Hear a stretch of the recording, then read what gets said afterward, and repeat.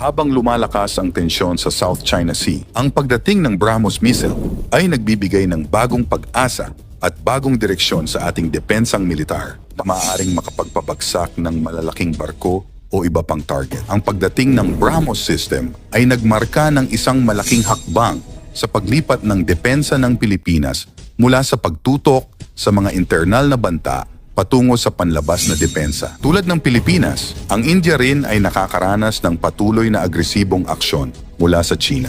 Noong kalagitnaan ng 2023, ang India at Pilipinas ay kabilang sa maraming bansa na nagpahayag ng pagtutol sa bagong standard map ng China na nagtatampok ng 10-dash line na inaangkin ang karamihan ng West Philippine Sea. Ang lupaing inaangkin ng China sa mapa ay kinabibilangan ng Arunachal Pradesh at Aksai Chin, mga lugar na inaangkin din ng India. Ang India ay may mahalagang papel sa rehiyon ng Indo-Pacific, lalo na sa harap ng pagtaas ng agresibong aksyon ng China. Bilang pinakamalaking demokrasya sa mundo, paano nga ba ito magbabago sa ating estratehikong posisyon sa rehiyon? Samahan ninyo ako sa pagtalakay ng mahalagang kabanatang ito sa kasaysayan ng ating bansa. Ang BrahMos missile system ay produkto ng isang joint venture sa pagitan ng Defense Research and Development Organization, DRDO, ng India at ng NPO Mashinostroyenia ng Russia. Ang pangalan ng missile ay hango sa mga pangalan ng dalawang ilog, ang Brahmaputra sa India at ang Moskva sa Russia.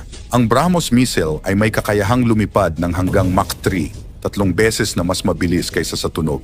Ang bilis na ito ay nagpapahirap sa mga kaaway na i-intercept ang missile habang ito ay nasa ere.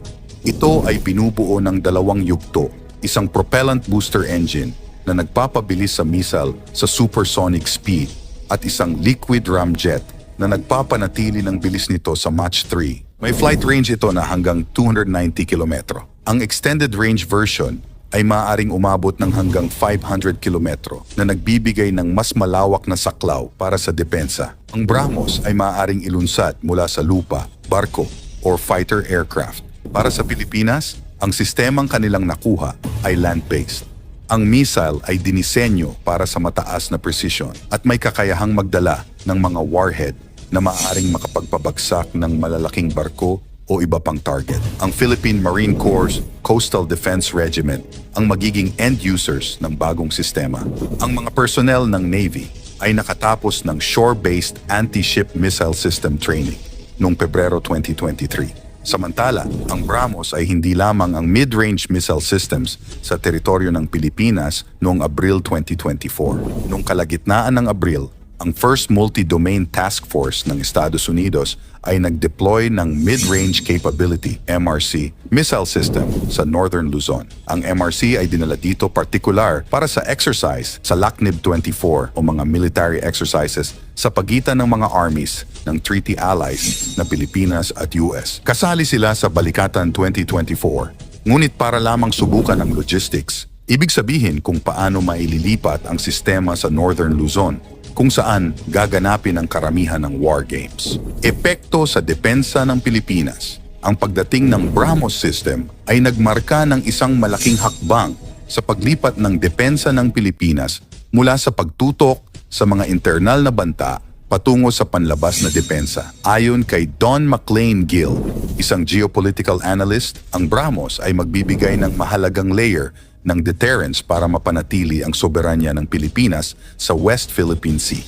Gayunpaman, ayon kay Joshua Espeña, Vice Presidente ng International Development and Security Cooperation, IDSC, hindi sapat ang sistema mismo. Kailangan ang tamang operational design at strategic vision upang maging epektibo ito sa aktwal na labanan. Tulad ng Pilipinas, ang India rin ay nakakaranas ng patuloy na agresibong aksyon mula sa China.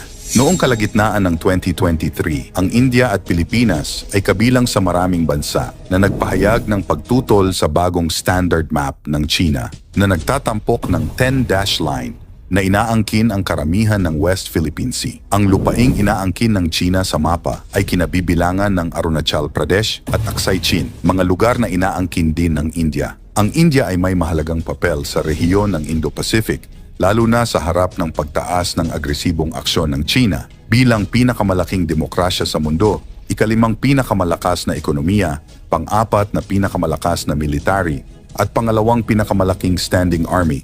ang India ay nakaposisyon upang ipakita ang kanilang leadership sa international stage sa pamamagitan ng pagiging boses ng Global South. Ito ay malinaw na resulta ng 2023 State of Southeast Asia Survey kung saan ang India ay pumangalawa bilang preferred alternative partner country para sa rehiyon ng West PHC, habang ang kompetisyon sa pagitan ng US at China ay tumitindi. Iba pang tulong ng India, hindi lamang sa usapin ng depensa nakatuon ang tulong ng India sa Pilipinas. Sa mga nakaraang taon, maraming naitulong ang India sa iba't ibang sektor. Ang mga ugnayang diplomatiko ng Pilipinas at India ay matagal nang nagpapatibay. At dahil parehong mayroong mahahalagang mga maritime interests, ang Pilipinas at India ay nagkaroon ng mga pag-uusap at kasunduan, kasama dito ang mga joint naval exercises at pagtutulungan sa pagpapanatili ng kapayapaan at seguridad sa karagatan.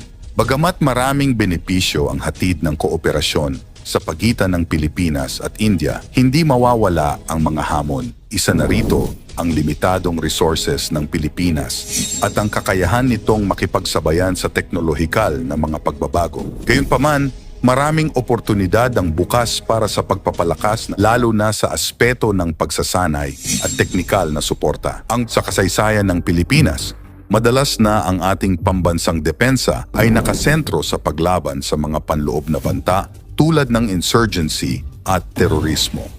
Ngunit sa gitna ng mga alon ng karagatan, may isang mas malalim at mas mapanganib na banta na nagmumula sa labas, ang pag-angkin ng China sa halos kabuuan ng West Philippine Sea. Ngayon, sa pagdating ng makabagong BrahMos missile ng India, ang Pilipinas ay pumapasok na sa isang bagong yugto ng pambansang depensa. Pumasok na ang Pilipinas sa supersonic age ayon kay National Security Council, NSC, spokesperson Jonathan Malaya sa programang Bagong Pilipinas ngayon ng PTV4.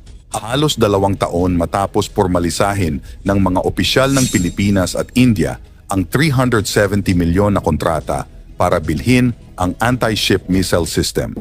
Noong unang bahagi ng 2020, sinimulan ng mga opisyal ng depensa ng Pilipinas at India ang serye ng mga pag-uusap upang tukuyin ang mga pangangailangan ng Pilipinas sa pagpapalakas ng depensa sa harap ng mga banta sa West Philippine Sea. Bumuo ng delegasyon ng Pilipinas upang bisitahin ang mga pasilidad ng BrahMos Aerospace sa India, kung saan ipinakita ang mga kakayahan ng missile system. Nagkaroon ng malalim na pag-aaral at pagsusuri upang tiyakin na ang sistema ay angkop sa mga pangangailangan ng Pilipinas. Noong Enero 2022 sa ilalim ng nakaraang administrasyon ni Duterte, formal na nilagdaan ng mga opisyal mula sa Pilipinas at India ang kontrata para sa pagbili ng BrahMos missile system. Si dating Defense Secretary Delfin Lorenzana ang pangunahing lumagda sa bahagi ng Pilipinas.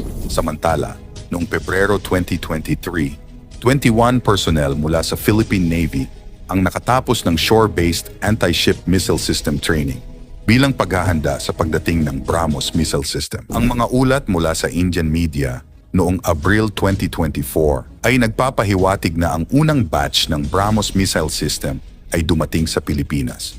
Ngunit hindi pa tiyak kung saang lokasyon ito na i-deploy. Ang mga detalye na ito ay kadalasang itinatanggi o hindi kino-confirm ng mga opisyal ng military bago ang opisyal na pahayag mula sa Department of National Defense ng Pilipinas. Ang BrahMos missile ay hindi lamang isang teknolohikal na pag-angat. Ito rin ay isang simbolo ng lumalakas na alyansa sa pagitan ng dalawang demokratikong bansa, ang Pilipinas at India. Sa likod ng bawat missile na dumadaong sa ating baybayin ay ang pangako ng proteksyon at seguridad para sa mga susunod na henerasyon ng mga Pilipino.